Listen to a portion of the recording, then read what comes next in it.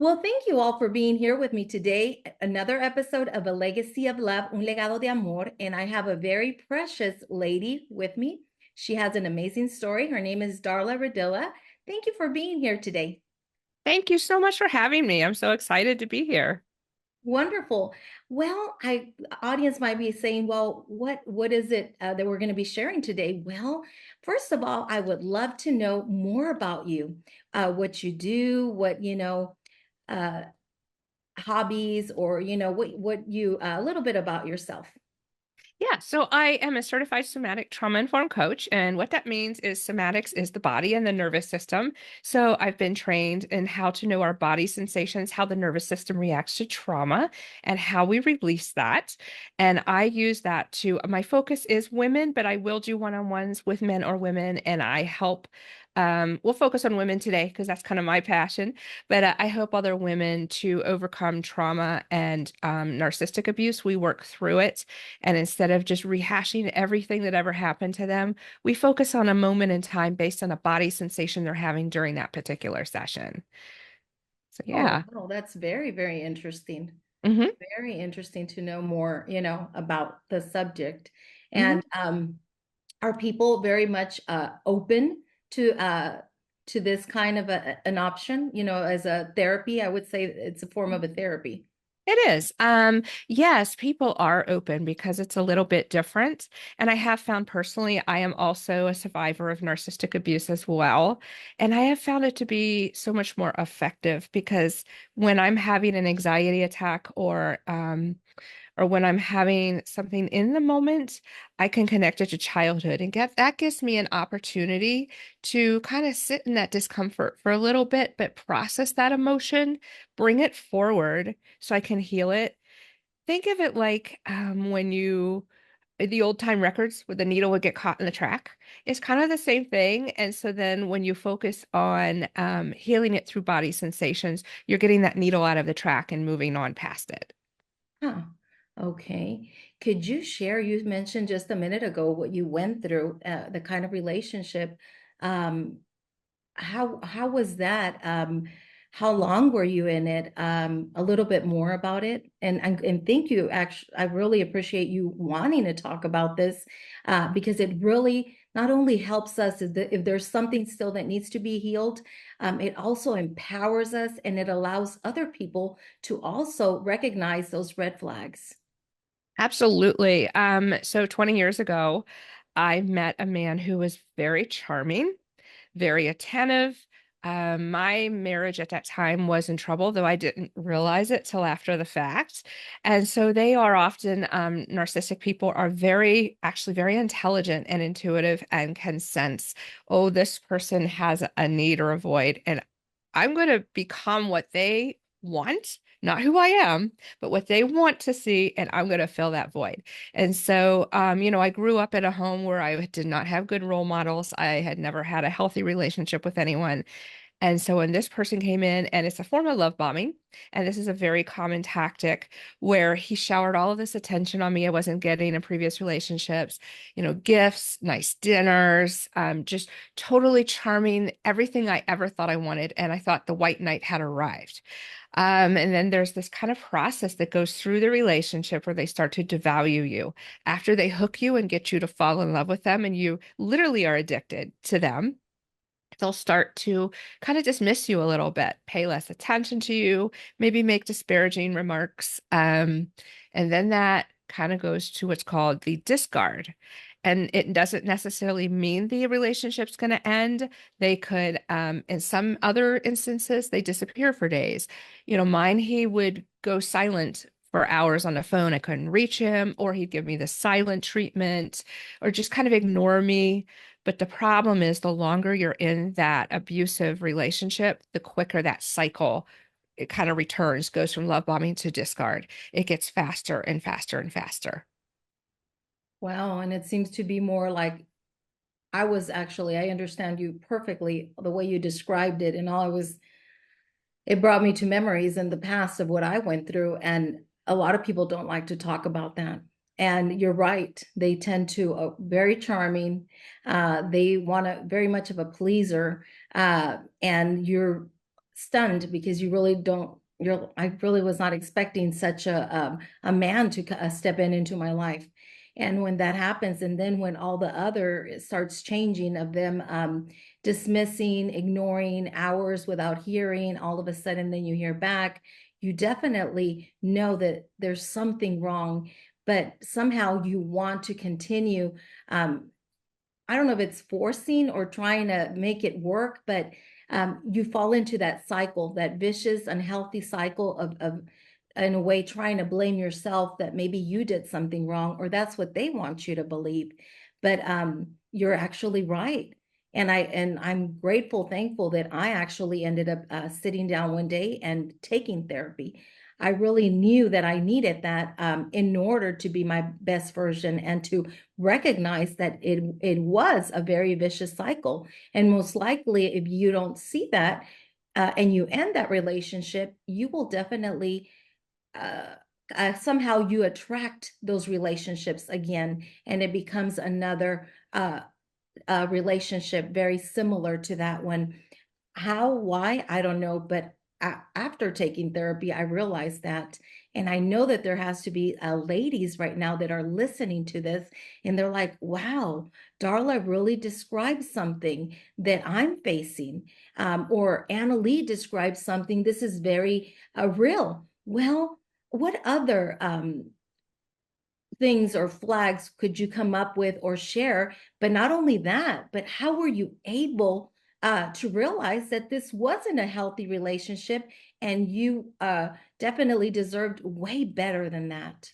Yeah, absolutely. Some of the flags that showed up, and to be honest, they actually, my stomach turned like very, very early in the relationship. And I have a very good intuition, but I have a bad habit of not listening to it. I've learned to be better about that. But the intuition, something's wrong. He was a little bit too chummy with the ex-wife, seemed to have a lot of women friends that he spent time with. It was a little questionable, but he would always Mm, have this explanation that he was very good at justifying his behavior and covering it up. Um, Also, there was a fast tracking. This is a very common tactic because this I've been involved with three narcissists, and all three of them have fast tracked the relationship, wanted to move in quickly with you, get committed.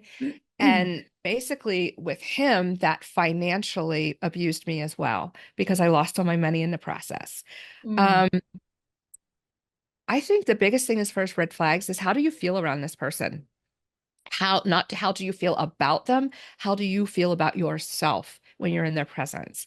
Do you think is there a questionable, is something wrong but I can't put my finger on it? If you have to question it, not always, but you should look mhm. into that further for sure. And I think you said the second part was how did I overcome it? Remind me of what you said. Yes, yes. How were you able to overcome such relationship, realized that it was not the right man, it was not the right person, and eventually make that change, because a lot of women tend to want to stay in that, in those relationships, and whether it's financial, which you said, which I actually faced the same thing that you faced, financial hardship, to the point where you're about to lose everything and you just go day by day, and it's not because you cannot, continue or take care of your bills, but they've created this financial hardship on you that it's a way of them controlling you. And women need to know that. How were you able to overcome this? Yeah. I think the initial being able to walk away stemmed from the strength I had as a child. I had a very abusive father, and my Mm, mom did not protect me from him. And so I learned from a very early age that I had to depend on myself. And while I lost a lot of that over that 10-year relationship and 6-year marriage, there was a shred of that left. And so that night, when he asked for a divorce and then 2 days later tried to backtrack because we were renting a home and we were locked into a lease, something inside of me stood up and said, absolutely not. Well, I had no idea that that was just the beginning, that I had no idea what kind of pain I was facing. It actually took me a year to realize that I had been abused. I did not know it. I had continued over that year to continue to have dinners with him, to mm, text and interact with him daily. yeah. And a counselor, I went to go see a counselor, and she looked at me and she goes, you understand this is not normal, that this is abusive. And I thought she was crazy. Like, no, you would understand. I love him. And I was in such denial. And over the course of a few months of that and a spiritual belief coming into my life, and really the catalyst for me was I almost took my life in 2013. I came very, very close. And the only thing that stopped me was the realization that he was already telling people I was crazy. And if I took my life, I gave him ammunition with no way to defend myself. Wow. And I cried out to my higher power that day and said, I cannot Mm. this anymore. I don't know how to fix it. And within days, that's when the counselor showed up, these powerful women that stood me up when I couldn't, the Mm. spiritual center that was, I had already been going to, but just became my pillar of strength. All Mm. of those things helped me. Reading books, the Gaslight Effect. Robin, I can't remember the last name. I think her name is Robin, but Gaslight Effect, it so accurately described my day-to-day life. I thought the woman had a camera in my house and wrote about me. But it was that Wow. layering effect. And it's continued over the years because it's a healing process that still, after 11 years, is still ongoing. Wow. But just talking about it is already a great way to heal from all that because it is very traumatic to be with someone that makes you think that you are crazy. And when you said he would tell me that I was crazy, I definitely connected with you, tossing things to me, telling me that no one would want to date me, that at my age with two kids, who would want to turn and look at me. But honestly, it comes to the point where you start, doubting yourself and you start questioning yourself. But Mhm. no, ladies, whoever's listening, no, it's not true.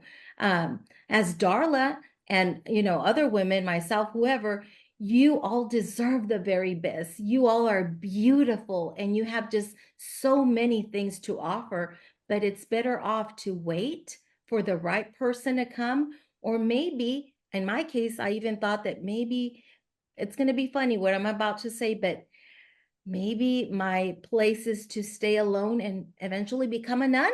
Eventually become a nun because there's no guys out there that are really worth spending your time with. And I was really thinking about it, and I bet you also started questioning it. Is there something wrong with me? Maybe because they're so good in manipulating and turning everything around and putting it back on you, even though it truly doesn't have anything to do with you.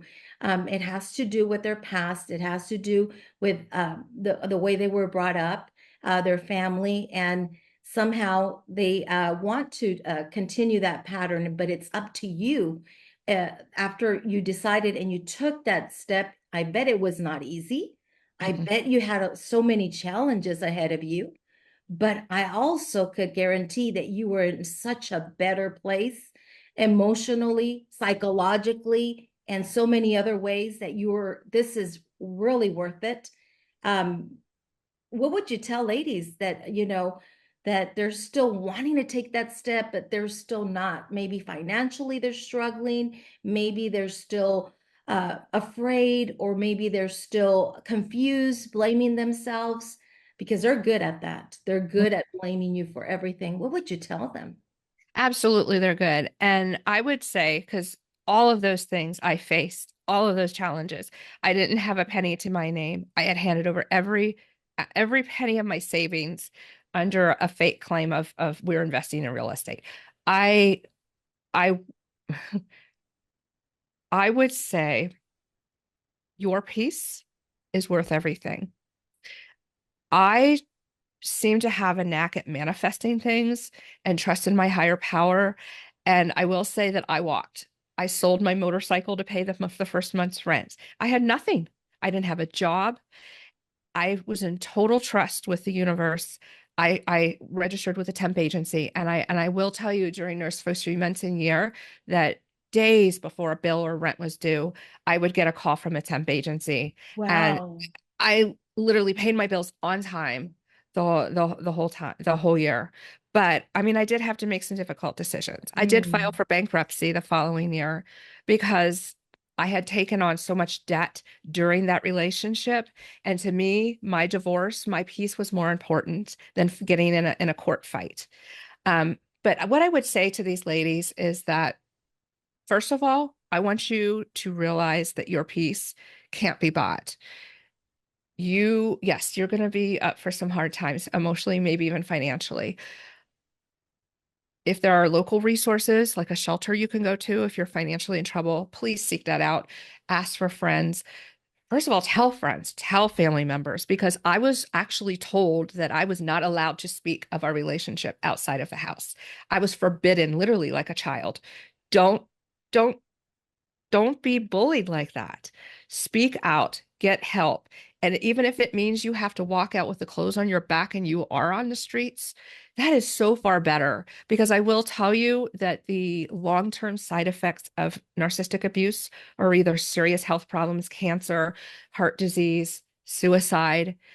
Is that really worth it? Do you really want to stay there? Even if there's children, you've got to get out, because I have found over these past 11 years, while my life is not perfect, every every effort I've made to better my life has been kind of a layering effect. And it's going to be super hard in the beginning, but if you stick it out, it's like learning a new skill or going to the gym for the first time. There's some pain involved, but stick with it and just make a daily effort, that even if it's a baby step, even if it's, I'm so depressed I can't get out of bed, I'm going to make my bed. But Wow. next day, what can you do? Can you brush your teeth? Can you take a shower the day after that? If that's as small as your steps are, do it. But just love yourself and respect yourself enough to know that no matter what happens after you walk out that door is better than what's in store for you long term. Well, when you said baby steps, I mentioned that word so much in my book. I was I was really I'm connected in a way with you. Certain things like when you mentioned leaving in a motorcycle, having to sell it, and so you would be able to take care of your bills. I'm going to mention something. It got to the point where he put 5 liens on my property because I did have a home. So that was the way I would continue putting up with his mess. And you're right, having other ladies, chatting with ladies, I went through the same thing. And he was extremely friendly and too much, too close to ladies. And I ended up to the point so I could survive with my property. I ended up, and it's very sad, my mom left me jewelry when she passed away. Well, I had to sell it. I had to pawn it in order to continue paying for my home because I was all the way up with all these bills. And I truly, like you, I felt like I was never going to see the light. But one day I told myself, I'm going to do this for the good sake of my kids and myself. This is not a way to live. When they're describing how they're going to kill you and they're telling you literally how you're going to end, and they have examples of other cases on TV, and really close by, I would say like 20-minute drive from a case of a lady that her husband literally ended her life, and it was in a horrendous way, horrendous way. She was alive. It was just horrible. When I heard that story, he says, well, if you don't listen to me, that's how you're going to end. I could find the way. You know what I do for a living? I do construction. There's always a way to get a electric a chainsaw. From there, you have an idea. It was horrendous. And I told myself the same thing you said one day. Is it really worth it? No. Is it worth it for the sake of my kids? No, it's not. I have to take the steps that I have to take. So these ladies that are listening today, I really, really hope that this touches you. And as we're closing today, I know that it would be wonderful if you give us a last message, because I know you have so many things to say, so many things to share, how they could reach you, a final message, and knowing that it is okay not to be okay, but it's not okay to stay under those circumstances for the good sake of your children. And if you don't have any children, for your own good sake. So you could be your best version. You first have to be well with yourself. And if it's not the right fit, if there's something inside of you telling you this is not right, trust yourself. Trust that inner feeling inside that there's something wrong. believe in it. There's something wrong, and it's okay to reach out to friends. I know about that isolation stage because that's how they're in power of you and your life. But you're supposed to speak out, whether it's not your parents, because I understand that perfectly. With a mother passing and a father that was always very dismissive, sometimes there, not really much.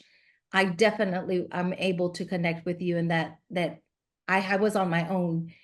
What would your last message be? How could these ladies find you? What would you say? Mhm. My last message would be power is the key word. Actually, the name of my podcast I recently started is You Have the Power, The Road to Recovery from Trauma and Narcissistic Abuse.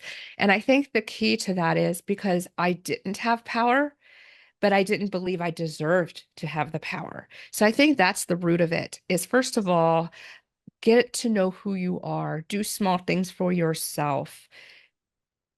Even if, and I want to preface this too, when you leave, if there is a threat of physical violence, that does kind of change things a bit. Do it smart because Yes. I there was a threat of that as well for me. While it never happened, Mm. the innuendo was there for sure. But anyway, invest in yourself. Start getting to know who you are, even if you have to do that privately while you're still in a relationship. Start to and do small things for yourself. What is it you enjoy? Do you enjoy reading a book? Do you enjoy music? Cross stitch, whatever that is, start doing that because that's an investment in you. And then I want you to start thinking about your narratives from childhood and what is it that's preventing me from demanding respect. And then I think that's kind of the catalyst, and that's going to help you to move to make those hard decisions and stick with them. Absolutely. Oh shoot, I lost my train of thought there for a second. But yeah, I think in order to love ourselves, we have and to have our power, we have to know and understand ourselves and keep the goal in mind. Uh-huh. Imagine yourself outside that relationship and how that's going to feel. And when times get tough, just keep visualizing that as your motivation to stick with it. I agree. I completely agree. How could people get a hold of you, connect with you? Because I think that that would be very, helpful and powerful, as you said. Yes, absolutely. My website is highvaluewoman.info, and I've got all kinds of wonderful links there, both to my podcast.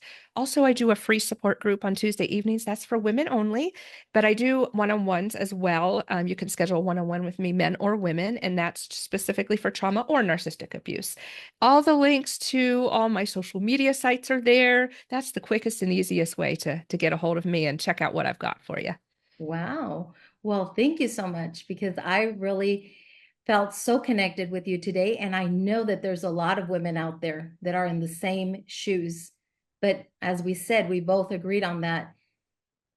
It's okay to go through these things, but it's not okay to stay there, lingering your life, and maybe not making it, maybe ending up with health issues that eventually will take you. And it's better to recognize that and to make the changes that you need to do, but being your best version and finding help. So, thank you so much for being here today, and you have a wonderful and blessed day. Thank you as well.